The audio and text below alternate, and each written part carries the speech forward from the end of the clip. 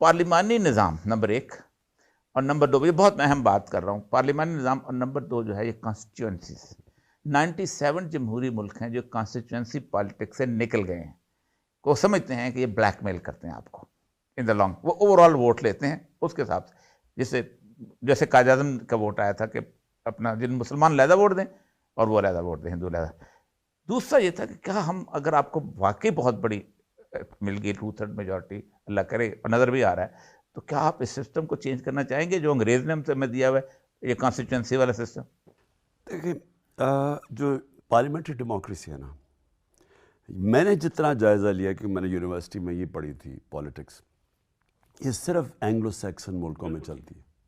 4 یا 5 جو Australia, New Zealand, England, Canada, یہ اس کے باہر یہ نہیں چلی. اس کی وجہ کیا ہے؟ اینگلو سیکسن میں نے اسٹڈی کیا وجہ کیا اینگلو سیکسن سے. دیکھیں اس کے لیے ایک آپ کا جو اخلاقیات کا معیار ہے بہت بڑا ہے، وہ بہت اوپر ہونا چاہیے اس کے لیے چلنے کے لیے.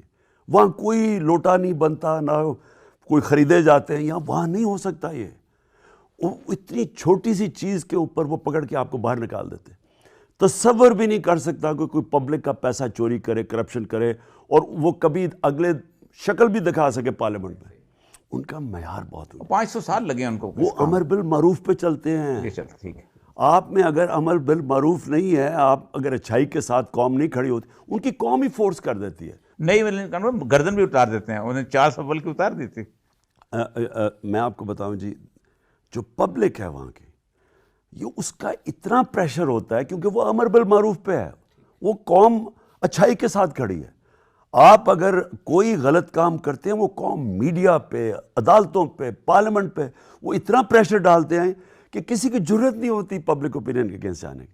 اب یہاں تماشا تو دیکھیں، مجھے بتائیں یہاں پارلیمنٹری ڈیموکریسی کیسے چل سکتی؟ اچھا دیکھیں، اگر آج نواز نہیں چل سکتے. نواز شریف اگر اتنا ڈاکے مار کے چوری، 30 سال کتابیں ہیں اس کی چوری پہ، زرداری پہ، دنیا کی، اگر آج یہ ان کو ڈیموکریٹ آپ کہہ رہے ہیں تو اس کا مطلب آپ کا سسٹم تو فیل ہو گیا. خان صاحب میرا سوال یہ تھا کہ یہ کانسٹیچوئنسی جو ہے انگریز بنا کے گیا تھا.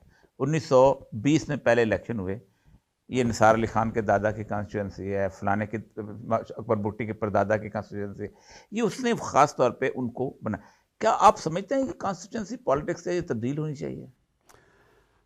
میں بہت ریفارمز کی ضرورت ہے. سب سے پہلی چیز تو پارلیمنٹ، مجھے لگتا ہے کہ آپ کی پارٹی کے اندر سب موجود ہے، بڑا مشکل ہو رہا ہے آپ کو اس کا. نہیں مجھے کوئی پرابلم نہیں. میں دیکھیں انشاءاللہ اس باری میں یہ دعا کرتا تھا اللہ سے کہ ایک دن وہ آئے گا، وہ آ گیا کہ اس باری پی ٹی آئی کا ٹکٹ جیتے گا. بالکل انشاءاللہ.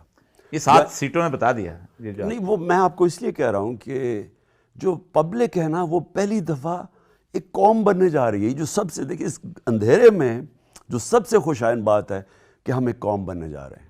جس طرح پبلک نکلتی ہے، یعنی جس طرح عورتیں، بچے، یعنی میں نے تو اپنے راستے میں یہ جو مارچ پہ نکلا تھا، میں فیملیز دیکھ رہا تھا ساتھ چلی جا رہی ہیں. وہ گھریلو عورتیں جو کبھی سوچ بھی نہیں سکتی تھی کہ پولیٹکس میں وہ چلی جا رہی ہیں. تو ایک قوم بنتے جا رہے ہیں ہم. اور یہ جو آپ نے بات کی کے پی سے لے کے گلگت بلتستان، آپ جدھر چلے جائیں آج ان کو جانتے نہیں ہیں کینڈیڈیٹس کو، وہ تحریک انصاف کو آپ جانتے ہیں. سو یہ بڑی خوشائن چیز ہے. اور اس سے میں یہ چاہتا ہوں کہ ایک نظریاتی پولیٹکس واپس آئے پاکستان میں، کیونکہ یہاں تو ایک پیسے کی گیم ہے. پولیٹکس کا مطلب پیسہ ہے. یہاں میں اسمبلی میں آؤں گا، میں پیسے کیسے بنا سکتا ہوں، میں کیسے اپنے وہ سڑکوں سے اس سے پی ڈبلیو ڈی سے کمیشن لے سکتا ہوں، میں کیسے اپنا آدمی رکھوا سکتا ہوں، پٹواری رکھوا. یہ پولیٹکس وہ بن گئی ہے اور اس کو چینج نظریہ کرے گا.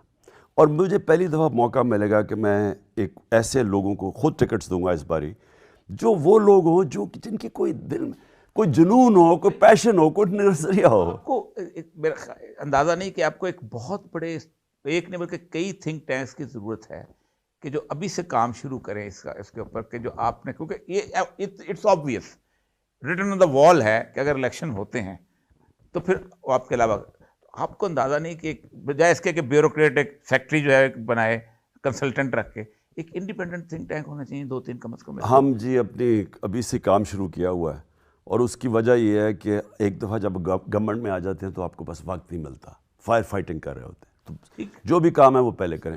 تو ایک تو ہمیں 3.5 سال کا تجربہ ہو گیا کہ ہمیں سمجھ آئی کہ کیا کیا کیا سیکھا ہے, کیا کیا چیزیں ہیں وہ, یعنی باہر جتنا بھی آپ باہر پلاننگ کر لینا, آپ جب تک گورنمنٹ میں نہیں آتے آپ کو پتہ ہی نہیں چلتا کہ کیا کس قسم کے روڈ بلاکس آتے ہیں, کس طرح کی آپ کی پالیسیز آپ امپلیمنٹ کرنا وہ نہیں ہوتی, کیوں آپ نے, اور کیا چینجز کرنے. اور ہم نے بڑے چینجز کیے, یہ جو کنسٹرکشن انڈسٹری کو اٹھایا, رکاوٹیں ان کی دور کی, پھر یعنی ہر چیز میں, ایجوکیشن میں, یہ میں نے ریئلائز کیا کہ اس میں اتنا پوٹینشیل ہے. یعنی آپ یہ سوچیں گے کہ آپ جب آپ سامنے اندھیری ایک پکچر آتی ہے کہ جی یہ بھی ہو گیا وہ بھی ہو گیا, ملک ڈیفالٹ.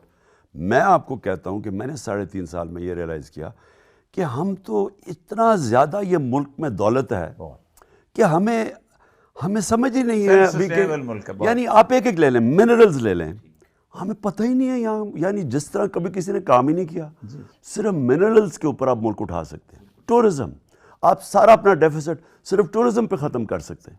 یعنی میں آپ کو ایگریکلچر, آپ چائنا سے ہمارے آخر میں, وہ اصل میں چائنا بند ہو گیا 2 سال کووڈ کی وجہ سے, وہ ہمیں اتنا نقصان ہوا کیونکہ ہم ان سے زراعت کی ٹیکنالوجی لینا چاہتے تھے, اپنی پروڈکٹیوٹی بڑھا رہے ہیں. آپ اپنی پروڈکٹیوٹی ایزیلی دگنی ہو سکتی ہے, دگنی کریں, امیر ملک ہو گیا.